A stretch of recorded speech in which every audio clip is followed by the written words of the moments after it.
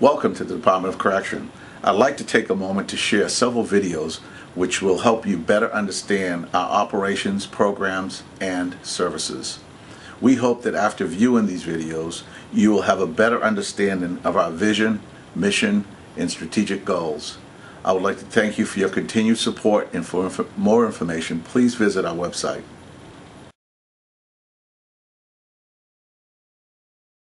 I'm here now with Michael Grant. Mike Grant is the Assistant Deputy Commissioner of the Southern Region Prison Facilities in the state of Massachusetts. We're going to cover some of the incidental items that you might be wondering about if your family or friend is incarcerated in the Massachusetts Department of Correction. Good morning, Mike. Morning, Chris. How are you? Good, thanks. The first question I'd like to address is, let's say a family member or a friend of mine is incarcerated in the State Department of Correction, and I'm not really sure where they're at. How would I go about, what's the first step that I would take in finding them? Well, the easiest way is to use our website, www.vinelinks.com, or you can look at the number that's listed below on the screen and call, or you can always go to our main webpage. So another question I think that a lot of family and friends would be wondering about is, how could I deposit money into my loved one or friend's account while they're incarcerated? Well, you can use the U.S. Postal Service. Chris, you can mail in a money order to someone as long as you have their incarceration number. You send it in, you mail it into the facility. That will then get deposited into their account, and they can use it. You can also, during visits in the lobby of all facilities, there's a drop box where you could drop off a money order. I mean, I think the key thing for this is that you know the person's identification number, and you put it on the envelope, and you know where you're mailing it to, and it'll get deposited to them. It might take a little while to access the funds because the checks have to clear. So that's why we recommend money orders. So a friend of mine, is incarcerated, and I send some money into them, and I've heard a little bit about the canteen. What types of items are available in an inmate canteen? Well, a canteen or commissary is very similar to a store.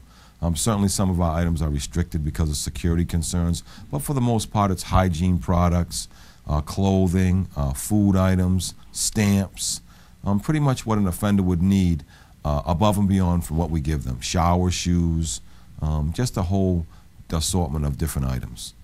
In addition to like hygiene products, can they purchase like electronics? Are inmates allowed to have TVs or radios, or is it dependent on the type of facility they're in? The canteen sells different electronic products, televisions, different types of radios, Walkmen. Some places now we're piloting MP3 players. We have headphones, wristwatches, just different things that you need to get through the day, and things that would not be provided to you by the facility. A lot of it is dictated by the security level you're at, but yeah, we do sell electronic devices. So let's say my friend was there and his brother was there. Could he share like a book of stamps or maybe some food that he bought in the canteen with him? Is that allowed? Canteen items and property are not transferable between inmates. We do have some allowances for family members as they leave.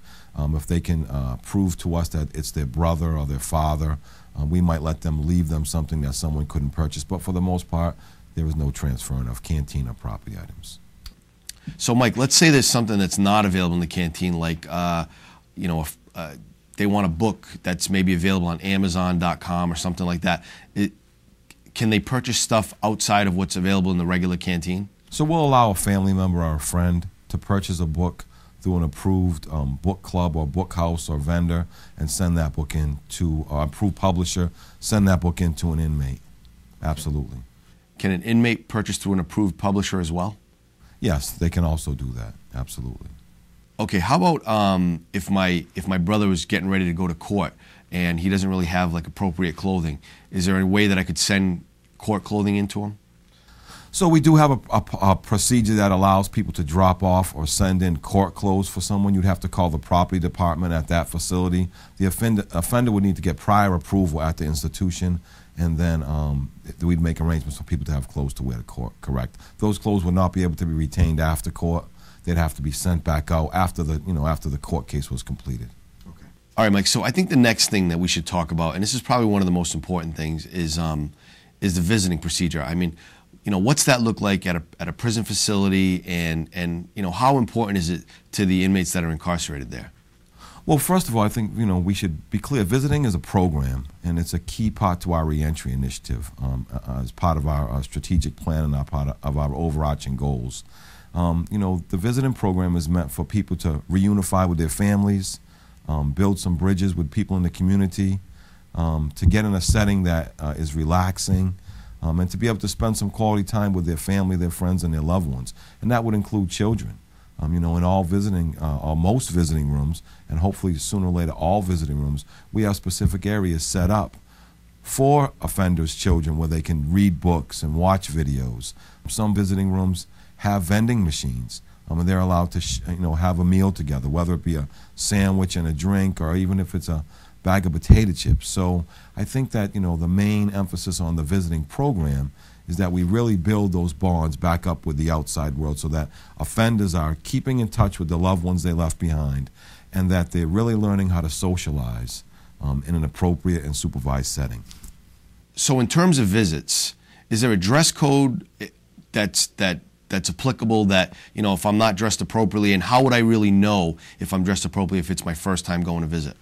The dress code is posted on our website. It's on our webpage. It's in our Family and Friends Handbook. I think a rule of thumb, if you're a male, is that you can't wear jeans, and you have to stay away from the colors that we let the inmates wear. And same if you went to our female facility at Framingham. But the dress code is posted, and I think a rule of thumb for people is check what the dress code is before you come, and don't wear anything that might be of question. I wouldn't want to say what is a low-cut shirt. Fashion changes. But in prison, we're really talking about appropriate outfits or appropriate clothing, because other people in the visiting room, other families, we don't want your clothing to be a distraction or a deterrent to get people into the facility. Now, let's say I have a brother that's in the military and he wants to come visit. Could he come visit in his uniform? Absolutely. How about if I have a family member, another family member, or a friend that's an ex-felon? Would they be allowed to visit? So ex-felons need to get prior approval to visit. If the offender knows that they're going to have a visit from an ex-felon, they can send them an ex-offender request to visit form. That form will be sent into the superintendent's office. The superintendent will make a decision based on what the offense is, if they actually serve time, how old it is, what the severity of it is, and then that form will be sent back to them. They should keep that form on their person each and every time they visit. How about if I had a family member that had some significant medical condition, like they're on oxygen that they have to bring in, or they have a prosthetic leg that they wear? How does that sort of work? So if I'm a family member or a friend and I have a predisposed medical condition that makes it necessary for me to bring in medication, some type of ambulation device, some type of respiratory device, or any other aid I need for medical, first of all, we try to never turn anybody away if they don't know. But what I would say is, if you do have a predisposed medical condition and you're going to need to bring in some type of assistance so you can get through the visiting process, you should call the superintendent's office at the facility or write and get the approval in writing. And again, keep that approval on you at all times when you come to the facility. A great point, because you wouldn't want to just sort of show up out of the blue with something that's maybe a major medical concern and surprise everybody, because it may sort of delay the visiting process. We want people to visit. It's a really key part of our reentry initiatives, and it's a really key part of someone's adjustment, because the majority of our offenders are coming back home, and through the visitation process they can start to make those necessary connections that will make that transition smoother, more effective, and really keep the recidivism rates low. Let's say worst case scenario, I have somebody that had visited an inmate in a facility and they did something inappropriate and they were barred from visiting. Is there sort of a process in place where I could have the bar lifted, or am I barred forever, or how does that work? Well, in the unfortunate event that someone is barred, we do have a process that they can appeal to the superintendent in writing. Bars can be lifted. Some bars will not be lifted, but the person has the right to appeal, and they can write to the superintendent, and they can look at that process, again, in our Family and Friends Handbook and on the website. Probably in terms of visiting, the most important thing is, go to the website. Each facility, it's www.mass.gov/DOC. You can look at the facilities and what their visiting requirements sort of are. And then also, right on the first page of our internet page is the Family and Friends Handbook, where it really outlines what's appropriate and not appropriate to wear during visits. So we like to think that our Family and Friends Handbook is a great resource for people to use so they can understand all aspects of their loved one's incarceration. But we've tried to make it so that the handbook is user-friendly, so that it encourages people to know what we do and to be prepared when they come to our facilities and try to access our visiting process. Those are great points. Thanks for your time, Mike. Thank you, Chris.